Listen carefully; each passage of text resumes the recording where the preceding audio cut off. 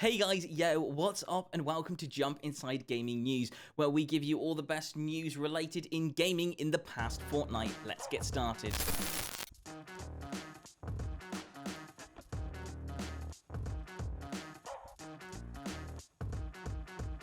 Fable Reboot still miles away. If you were hoping that this year would at least provide an update on the long-awaited Fable Reboot, perhaps at Microsoft's Summer Showcase, you'd best stop hoping, as it's claimed that the game is still miles away. You know, Fable is one of my favorite video games of all times. It's got fantasy, it's got comedy, and it's got choices. It's all about choices, whether you want to be good or evil, all that kind of stuff. And to be fair, if they're taking their time making this game, then I'm happy. They're taking one of the best games from the past and recreating it and making it good for nowadays, while keeping it relevant. You know, I really hope that they're doing really good work on this. And if it takes them time to release something like this type of name, Fable, then I think that it's possibly quite a good thing that they're taking their time about this. I know people might be like, yeah, but I want the game out now. It shouldn't be taking them this long to develop. I can probably disagree. I think this game is going to take them ages to get it to the point of where this is perfect. Yes, I realize that if you announce something, the moment it's announced, you want to make sure you're definitely in development because it has to come out. You have to give out news about it. And the only thing that I think that we need to have more of about this Fable game is more information. If we don't know where it's at in development, we can't look forward to it. And that's what we do when we complain. We want to know more information about dates, releases, when we can look forward to things. And if they're just releasing teaser trailers and they don't give us any information apart from that, then we can't really... We're stuck in a loop of going, we really want this game to come out, but we don't have any information about this, which is really annoying. So, okay, that's fine. Actually, no, it's not fine at all. I want more information about Fable. Please give me more information. But on the fact that it is in active development, and the fact that when this game does come out, of the amount of time it's been taken to work on, I can really hope they've taken all the decisions to make this game as best it can be. So yes, I'm in hopes that this game could be like generally as good as the past Fable games. That I'm looking forward to this game. I really hope it's going to be great. Until then, though, we do have the game Hogwarts Legacy. Anyway, next piece of news. Detective Pikachu movie sequel might have found its director. Last month, a Legendary Entertainment rep mentioned how a sequel to Detective Pikachu movie was still in active development. If this wasn't convincing enough, we've now got another development. According to Deadline reports, Portlander co-creator Jonathan Crystal is currently in negotiations to direct the live-action sequel starring Pikachu. I'm so excited. This is really cool. We get Detective Pikachu a sequel if, accordingly, it happens. It seems like they found a director for it, so that's all good. I'm excited for that. It's really cool, the fact that we could be getting a sequel to it. Honestly, Detective Pikachu was generally enough for me. I'm happy with that movie. I love the fact they're doing live action Pokemon, but you know, the more live action of series or video games or whatever you like to do. So for example, like Sonic the Hedgehog 1 was really good, Alvin and the Chipmunks 1 was really good. The more they released after that, the less and less I was interested in. I liked the Smurfs when it came out as a movie. I didn't watch number 2 because like it didn't have me thrilled. I wasn't excited about it as I was the original.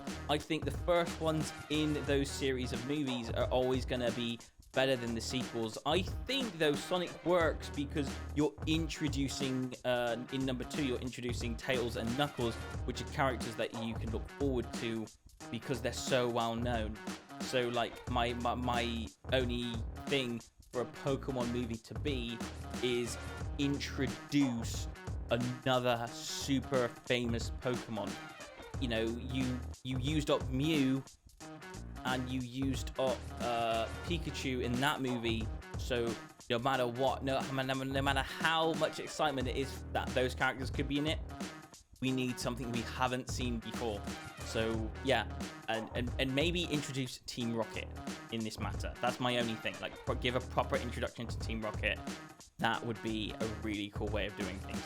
But other than that, I think, you know, that this whole section of, you know, making sequels, you know, they for me, they get a bit tiring. I don't know. What are your thoughts? Tell me in the comments below. Do you agree that these really awesome movies should continue to have sequels, or are they just getting tiring every time they make them, and it makes the original less and less really good? You know, tell me what your thoughts are. Anyway, next piece of news. Mass Effect fans think they know the villain of the next game. A new theory about the next Mass Effect game has been floated and is making the rounds, and it suggests that the villain in the next installment in the series, it could be a Leviathan, an ancient race that dominated the Milky Way galaxy before the time of the Reapers, which they created. So yes, I'm super excited about this piece of news. You know what? I think that the trailer they released way back was just trying to tell you that Shepard is alive. Whether that planet or that's the way he comes back to be revived, I don't know. I think that's a complete tease on how we've seen things. Whether that's a true trailer, I'm not too sure about. It looks very cinematic to be completely true, but Mass Effect is known for making some really good cinematic pieces in their game. So it could be in the game, it might not be in the game. But I just think what they're trying to tell you is that you're going to be playing as Shepard, the person you played as in the original 3 games, which is cool. Now, saying what they're going to do as the villains, is I think they're probably going to do something quite, Leviathans. I think they could be a massive threat to the universe if they were going to be somewhat the overpowered enemy. I think that would be great. I feel like, though, it's going to be too similar to the Reapers, so I'd like them to do something a bit more dangerous. Explore places that we haven't quite seen before. Like, we saw a little bit of the center where the collectors were.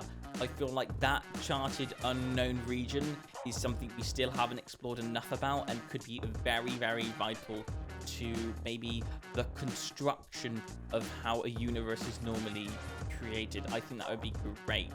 I'm not quite sure, though. You know, it's completely optional how they want to run things and how they develop their bad guys. I just trust that this next game is going to be as good as their past 4 games. I cannot wait. I'm excited. I generally believe that Mass Effect Andromeda wasn't so much as a beginning to a trilogy that they didn't do after.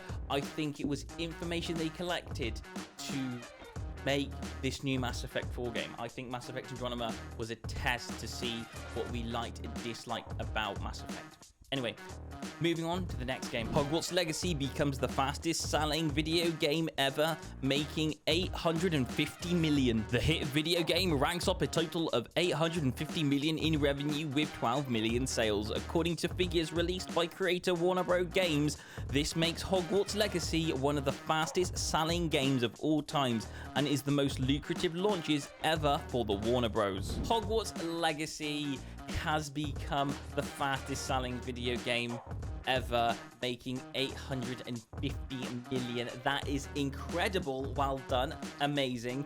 I absolutely love the game. I think it's very well made. There's so much into it. I will never stop giving it praise because it is generally just a really good game. I love the actual gameplay of this game, and I think that's the most important part. If the game feels good and it's, you know, and it's really entertaining, then yeah, just I praise it all the way. I absolutely love this game. Yeah, that's it. That's it for me. I absolutely love it. Well done, Hogwarts Legacy, on making it to that spot right there. Well done. And yeah, I will, guys, see you in another video. Thanks for watching. Tell me what your favorite bits of the news was this week, and we'll talk to you in another video next time. Anyway, see you. Goodbye.